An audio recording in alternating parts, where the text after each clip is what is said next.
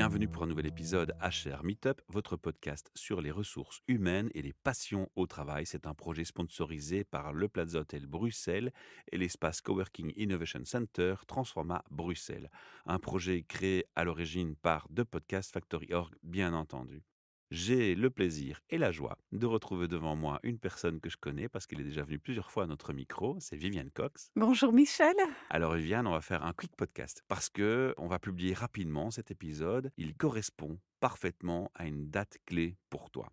Évidemment, on va pas recommencer à te présenter et redire une fois de plus ce que tu fais, mais l'élément clé de ton travail, ton focus, c'est le télétravail. Exactement. Donc, j'accompagne les entreprises à l'implémenter, mais il y a quand même une étape avant de l'implémenter, c'est de sensibiliser en fait les entreprises, les raisons pour se lancer dans ça Sensibiliser et puis quand même malgré tout le préparer. et le préparer. Et donc ça veut dire qu'il y a une période. Il y a une période. Il faut vite s'y mettre là si vous nous entendez parce qu'il y a une date clé là maintenant tout de suite. Exactement Michel. Dans le cadre de la semaine de la mobilité, on a rajouté la journée nationale du télétravail. Et c'est pour ça que tu es avec nous aujourd'hui. On Exactement va faire Michel. quelques petits rappels de base.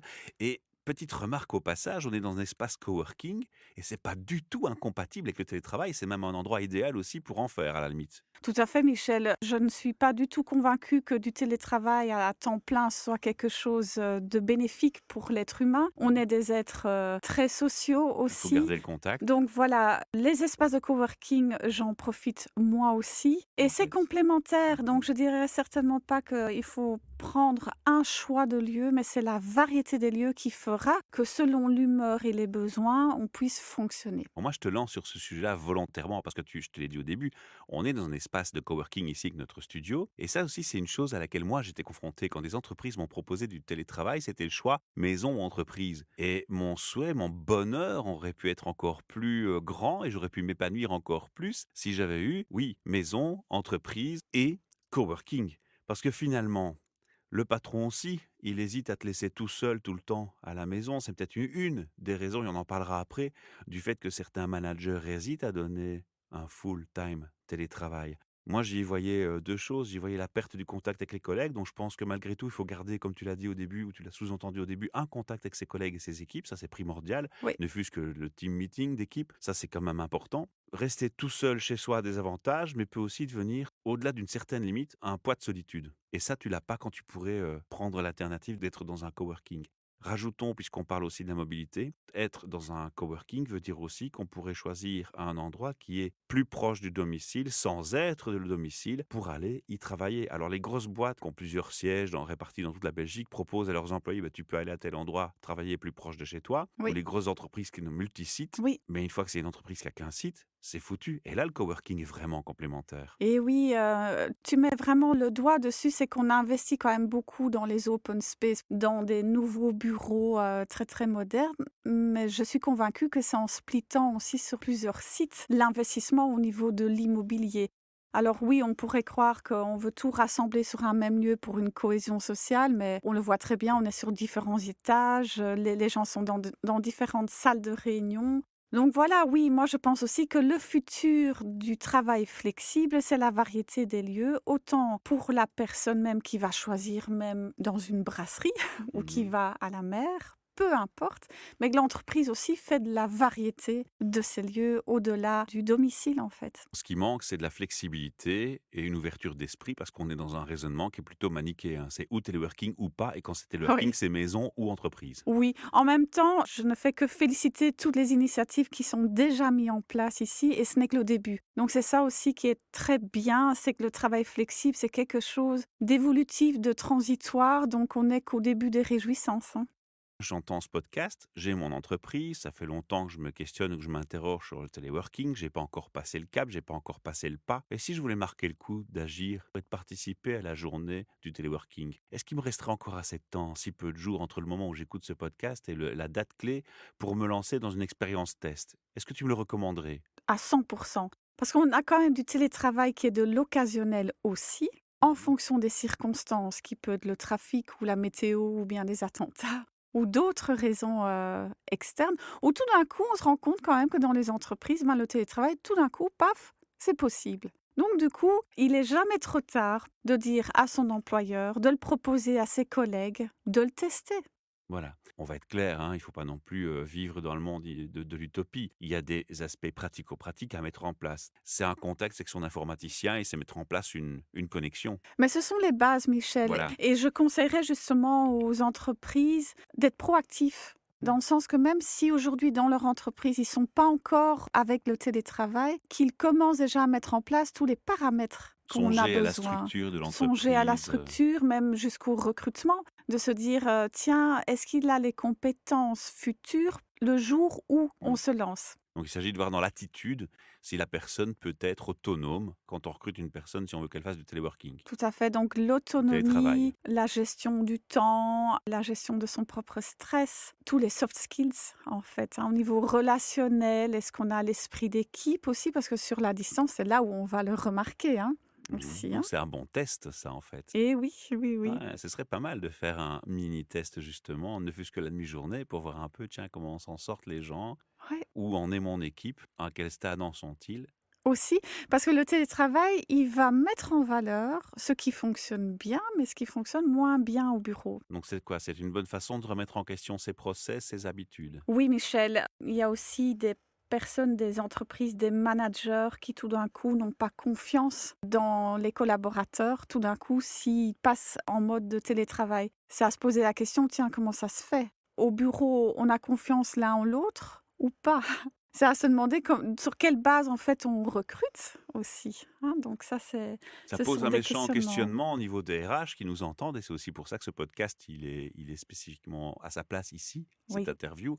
Parce qu'en termes de recrutement, mais aussi de la gestion de l'humain, il y a la question de la confiance en entreprise à revoir. oui, C'est pas forcément le cas, mais c'est bien de se questionner pour se remettre en question. Et puis au-delà de ça, je dirais même des valeurs de l'entreprise. Parce que prôner la valeur humaine, prôner une valeur orientée vers l'environnement, mais ne pas sauter le pas du télétravail, pour moi, il y a un paradoxe. oui. Et ça, c'est là, tu mets le doigt dessus, c'est le socle de durabilité du travail flexible. C'est de bien réfléchir, est-ce que je suis en accord avec les valeurs de l'entreprise? Est-ce qu'il ne faut pas juste quand même refaire une petite mise à jour de la stratégie, hein? Alors, la remise en question est beaucoup plus complexe que la bête remise en question d'un process ou d'une équipe spécifique. Et oui, C'est plus donc large. c'est beaucoup plus large parce que quand j'ai une demande d'implémenter le télétravail, dans les premiers échanges, on voit déjà qu'il y a une culture à analyser et peut-être à rectifier. Et à contrôler. Alors contrôler, non, mais encourager le suivi du travail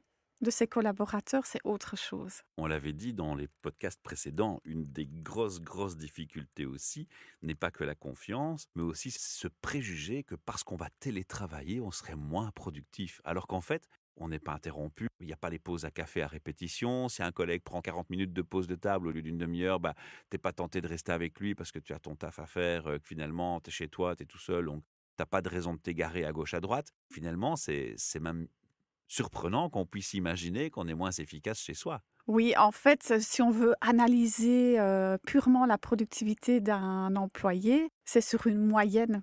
Parce qu'il y a des jours avec, il y a des jours sans, que ce Oui, soit au bureau ou bien chez soi, on est humain. hein. Donc c'est ça aussi, une fois, j'ai donné dans une de mes formations à un manager qui me disait: «Ah, il paraît que quand on travaille de chez soi, on a plus de productivité, donc je peux augmenter mes KPI». Je dis: «Ben, non, parce que ces KPI, ben, on les analyse, sur un temps de travail et pas sur un lieu. C'est pas le lieu qui va faire que, bon, voilà, on est plus productif de chez soi. Néanmoins, il y a quand même une nécessité d'avoir une autodiscipline et de savoir quel cadre on a besoin». Oui, c'est ça et puis on peut pas zapper le fait qu'on a des up and down et que c'est humain et qu'on n'est pas des machines, quoi, Bien sûr, tout et simplement. surtout aussi le télétravail, c'est une autre façon de travailler, mais on travaille pas moins et on travaille pas plus. C'est ça aussi l'idée de se dire: «Je vais travailler d'une autre façon». Mais 35, on passe plus notre temps à travailler de chez soi qu'au bureau. Alors productivité, oui Michel, mais pour être productif, il faut être bien dans sa peau et le bien-être, c'est le socle de la productivité aussi. Une notion de bien-être parce qu'on peut aussi peut-être, et on va en arriver à un autre sujet, ventiler. Quand on est en permanence la tête dans le guidon au boulot, entouré de ses collègues, si pour un oui, pour un non, il y a une prise de tête ou si ça se passe malheureusement mal, exceptionnellement dans une équipe, le fait de faire du télétravail, c'est aussi, il ne faut pas l'oublier, une façon de prendre son souffle et de se distancer, ce qu'on ne peut pas forcément faire au boulot. Parce que souvent, on a une place assignée, ou même quand on partage avec un open desk, on est visible. Tout à Voilà. Et fait, les donc tensions sont là. mais oui, oui, donc du coup, cette journée en télétravail, ça permet de prendre la distance par rapport au stress, prendre la distance par rapport à ses collègues, de gérer un peu son effet de soupape aussi, d'apprendre à ventiler son stress. Mais là, il y a aussi un piège, on va dire, en télétravail, c'est qu'il faut apprendre à se relaxer tout seul et de faire des pauses, parce que ces pauses, elles sont nécessaires. On les fait au bureau, on le fait en coworking et chez soi, c'est focus, focus, focus. C'est vrai. Ça, j'avoue que moi, je suis tombé dans le panneau aussi. Voilà, donc c'est pas une garantie de productivité. On connaît très bien notre cerveau. On peut pas faire plus non plus et je le vois lors des formations qu'il y a des personnes qui sont très, très optimistes pour faire leur to-do list de télétravail et donc ils disent: «Oui, je serai pas dérangé, donc je vais faire ça, ça, ça, ça, ça» et finalement, ben, ils y arrivent pas. Risque d'être trop ambitieux. Voilà. Donc Viviane, si on résume, en fait, les 3 points que je dirais importants, c'est que c'est clair, il y a le côté de la mobilité, donc ça, c'est un gain pour la planète, un gain pour les entreprises et ça nous permet d'être cohérents avec son approche éco-responsable, si on en a une, Oui, hein. On a une question donc de valeur, de confiance, de repenser les relations au travail, où on a peut-être parfois, pour résumer tout ce qu'on a dit, un côté manichéen et on a l'impression que c'est ou maison ou travail. Non, on peut englober le coworking, englober d'autres lieux. Et le troisième point, et ça me paraît le point pour moi le plus riche en ce moment, vu qu'on parle tant de burn-out, c'est que c'est une soupape de ventilation, le télétravail, énorme. Et ça doit aider probablement à régler ou à restaurer pas mal de cohésion dans les équipes. oui. Alors effectivement, le burn-out, c'est un sujet d'actualité. Hélas, oui. Qui peut aussi se passer en télétravail si, par exemple, des entreprises, proposent jusqu'à 3 jours semaine et que tout d'un coup, on se met une pression de plus aussi. C'est pas un truc justement où il faut pas tomber dans le piège manichéen du c'est ou 3 jours ou moins. Je veux dire, moi, quand je t'écoute et quand j'écoute les gens autour de moi, je pense que le télétravail devrait être fait à la carte. C'est-à-dire qu'il y a des gens, on l'a dit, on est des humains, mais on est tous différents parce qu'on est humain. Il y a des gens qui ont la compétence, la capacité, l'intellect, l'affectif d'être des personnes capables de faire 4 jours, voire la semaine complète en télétravail et de venir un jour sur 15 jours au boulot. Et il y a des personnes dont, si on prend les mêmes critères, je dirais qu'elles ont la compétence et les capacités émotives ou professionnelles de faire un seul jour de travail. Et d'autres, clairement, 3 jours, c'est la bonne balance. Alors les entreprises optent pour l'instant vers le généralement 2, max 3. C'est ça, on commence par une journée et on monte jusqu'à 2 jours. 3 jours, Michel, c'est déjà Une grande ouverture d'esprit, oui. Il faut déjà avoir une bonne vitesse de croisière. Il faut que les process, comme tu dis, il faut que les comportements soit bien cadré. soient bien cadrés, soient bien mis en place pour que ça fonctionne. En même temps, moi, je te suis au niveau rythme du télétravail et je dirais même pourquoi on calcule par semaine ce rythme.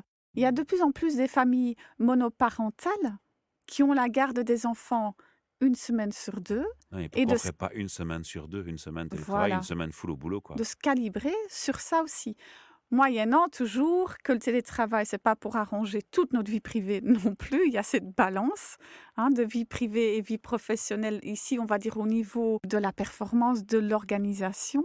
Il faudrait quand même pas que ça puisse faire perdre pied à une entreprise. Donc là, il faut trouver la bonne balance, en Non, mais fait. tu viens de toucher à une chose qui, moi, me frappe beaucoup, c'est que c'est aussi une réalité de la société. Il y a beaucoup de gens qui divorcent et qui se retrouvent en famille avec des enfants à garde alternée. Oui, Ce serait l'intelligence que les entreprises prennent conscience de ça et se disent: «Ben, moi, je vais jouer mon rôle, apporter ma pierre à l'édifice pour le bien-être des enfants de mes employés et permettre au père ou à la mère qui a les enfants cette semaine-là de faire un full homeworking, de conduire les enfants à l'école, d'aller la chercher». Parce que, OK, un homeworking, ça aussi, dans le télétravail, on dit souvent: «Ben, voilà, tu dois faire tes 8 heures et c'est un bloc». Mais non, laissez votre employé en télétravail conduire son gosse à l'école, se connecter, travailler, se redéconnecter l'après-midi, chercher son enfant à l'école, s'occuper de lui un petit peu, se reconnecter le soir et finir ses heures.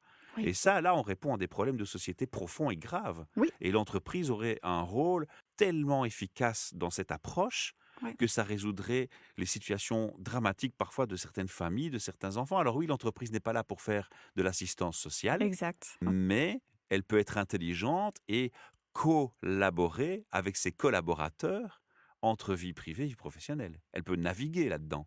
Bien sûr, ils ont vraiment beaucoup de cartes à jouer parce que justement cette partie-là, enfin ce sujet-là réduirait un énorme stress chez ces personnes et qui ferait qu'on valorise encore d'autant plus son employeur. Donc c'est une manière aussi de faire la rétention du personnel. Du branding employeur Voilà, et de la prévention burn-out. oui, Waouh! oui. Là, j'adhère. Alors je voudrais aussi rajouter autre chose qui est une opportunité en télétravail, c'est la possibilité de la diversité. Alors on est déjà dans ça au niveau des profils, mais la diversité au niveau des personnes qui sont en situation de handicap et le Ouais, télétravail permet ça. d'alléger aussi les difficultés les contraintes qu'on rencontre. Oui, et on peut recruter des profils de haut talent qui sont dans cette situation de handicap et de pouvoir faire carrière. Et pourquoi j'en parle ici dans ce podcast, Michel, c'est parce que cette journée nationale du télétravail est dans cette semaine de la mobilité. Et la mobilité doit être aussi coacteur pour stimuler cette diversité-là, parce que pas mal de personnes qui ont un handicap ont du mal à se mobiliser sur le lieu de travail. Donc même si l'employeur va mettre plein d'initiatives aussi en place, il faut encore que les transports en commun soient vraiment encore plus adaptés pour ces gens-là, en C'est clair fait. qu'il y a des sociétés comme la STIP qui font des efforts pour la Il y a mobilité. déjà, oui. Par contre, une fois qu'on arrive à la porte de l'entreprise, c'est pas forcément gagné. Non, ouais, Et c'est peut-être là où il y a un couac. oui. On a 4 grands avantages à franchir le pas, à se lancer et on se rend compte finalement en discutant tous les 2 aujourd'hui qu'on peut même régler des problèmes sociétaux importants et graves Oui, et urgents. exactement, Michel. On peut aller très très loin grâce avec le télétravail. Alors go en télétravail et si vous vous sentez pas prêt, c'est pas très grave parce que vous savez quoi? On va vous donner les coordonnées de Viviane, vous pouvez la contacter et elle va vous assister pour franchir ce pas. Alors Viviane, comment est-ce qu'on fait pour te contacter? On va sur quel site? On va sur le site www.nestyourdesk.be. L'URL sera en dessous du podcast. Il y a, j'imagine, un formulaire de contact. Tout à fait. Et je pense que on peut te contacter, même si c'est moins professionnel, sur Facebook. On trouve ta page. J'ai ma page sur Facebook, mais je suis très active sur LinkedIn. Ben voilà, c'est quand Voilà. même l'endroit professionnel où il faut être. Mais oui, mais oui. Ok, parfait. Viviane, merci pour ta confiance répétée. Merci à toi, Michel. Toujours un régal de philosopher ensemble. Merci pour ces partages. Et tu reviens quand tu veux, mais ça, tu le sais déjà. Merci beaucoup. À Au revoir. bientôt.